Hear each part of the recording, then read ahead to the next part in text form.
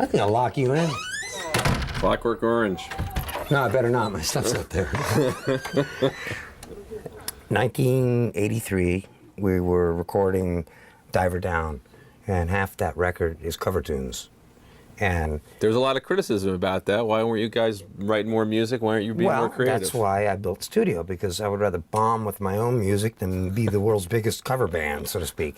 So I built this place, but it was illegal. Because it's against the zoning laws or something? Yeah. So what I did is I built a racquetball court. And here's the city inspector. He's going, 2-foot thick cinder block, rebar enforced, concrete filled. Man, you must really worry about your neighbors. I'm going, yeah, I play late at night and hit the ball real hard, and it's like, yeah.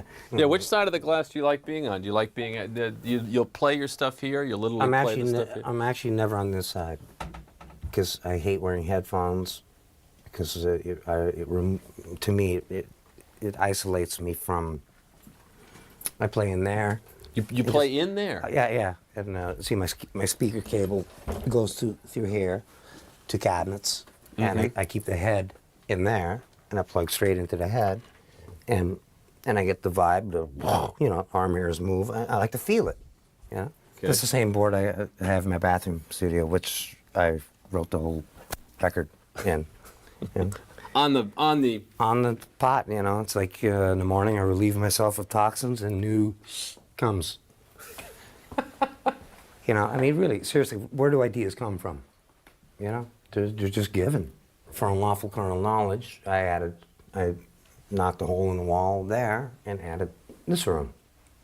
And this used to be just, closed up. Right. And there was a doorway, and it was just storage. So for this record, I knocked this out. And you should have seen these engineers are going, we don't know how to do it. I'm going, can't you just put a damn metal pole to support that? And they go, hey, great idea. So you're an architect. Anyway, this used to be just a tape storage room. And, see all those tapes, especially the numbered ones, those are all music that I've written since I built the studio, and what Don Landy, who we did 8 records with, right. We had a Radio Shack computer, and we ended up numbering everything, punch it up on the computer, telling me what was on it. Well, the computer took a dump on us. We even took it to used laboratories to see if research laboratories see if they get anything off the hard drive, and nothing. So all this stuff is waiting to be archived by somebody. Yeah, and the only person that can do that is me, because nobody knows what I like. But it's some dream job for somebody to sit in a room and spend the next year and a half listening to your music. There's so much stuff there. One day I just grabbed the ladder and went up there and put it on, and it was Right Now, and it was labeled 1983.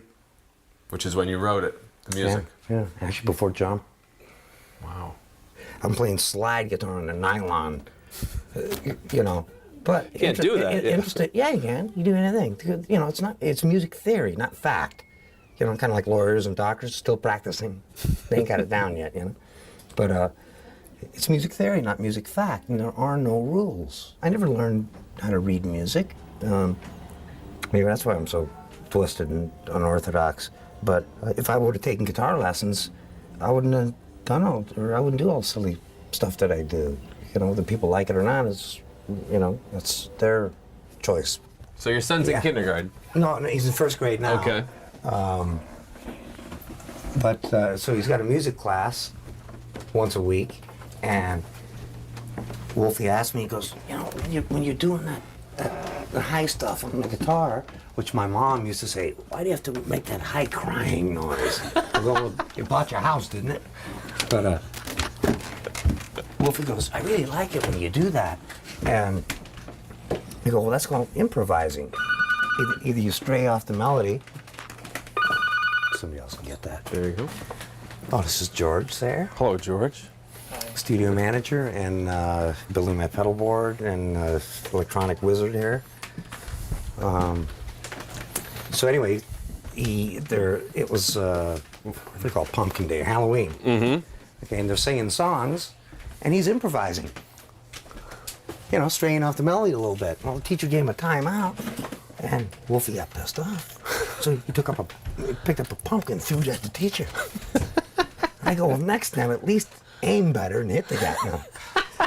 So I got a call from the principal. I had to go down there, and I just said, you know, there are no rules. I don't want my son learning that way. His life is, you know, he's surrounded by music all the time, and I don't want him taught by a book.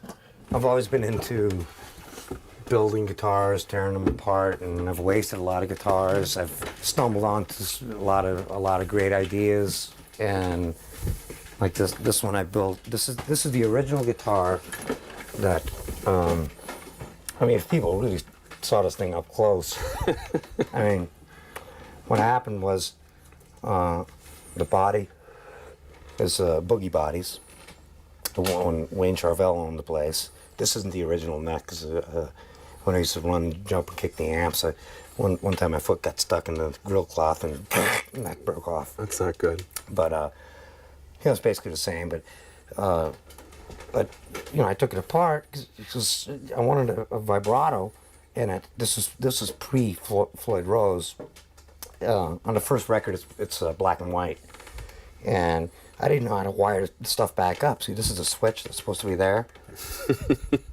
You know, anyway, I didn't know how to wire it back up, so I said to myself, I wonder what happens if you just take the pickup straight to, see how it says tone? Mm-hmm. Well, it's a volume knob, but when you turn it up, you get a nice tone. So, and it worked. So I'm going, what the hell do I need anymore, you know? And people are going, well, what's that? What's that? And I'm going, secret. It's not even hooked up. It does nothing. And I just used Schwinn. Looks great, though. I just used Schwinn bicycle paint and stopped at a truck stop one night, and I'm going, hey, I got some reflectors for the end of the show.